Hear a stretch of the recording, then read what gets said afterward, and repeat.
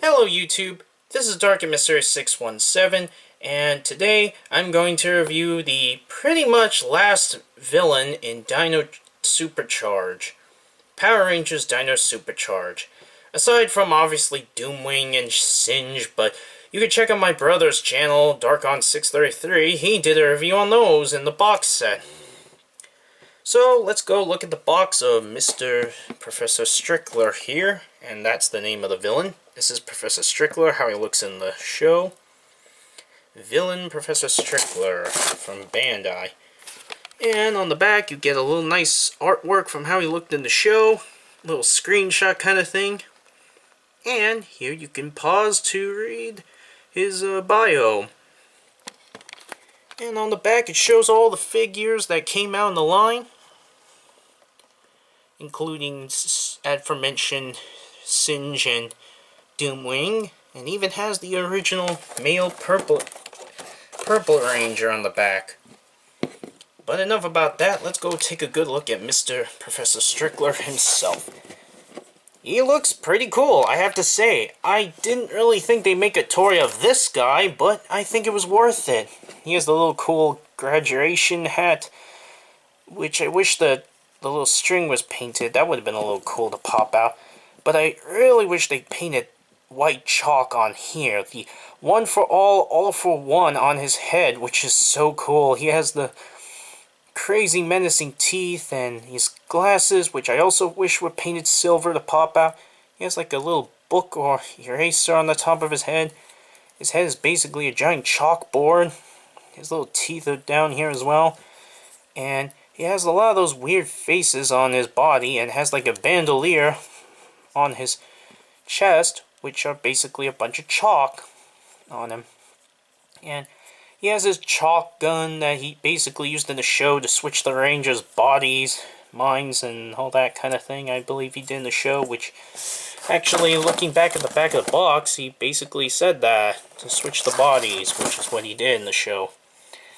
He has like this orange arm that has his famous teaching stick weapon, which I kind of impressed. I first thought we weren't gonna even get that on the toy, to be honest. He has like a little envelope there, which normally are yellow, but it's white because they didn't paint it, and he has like this giant book bag kind of thing on his legs, and he has no shoes, just his feet there, all unpainted. And there's a lot more nice detail in the back.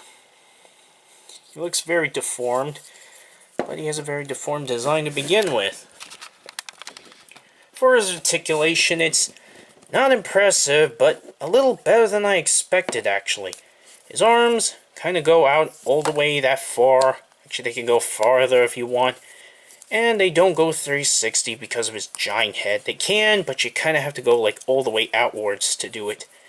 And then he has forearm joints on both ends, both for his actual hand arm and his machine gun hand. He has a wrist joint only on that hand because this doesn't rotate, and his legs go out that much because of the book bag and the envelope, and his legs only go that far because of the desk for his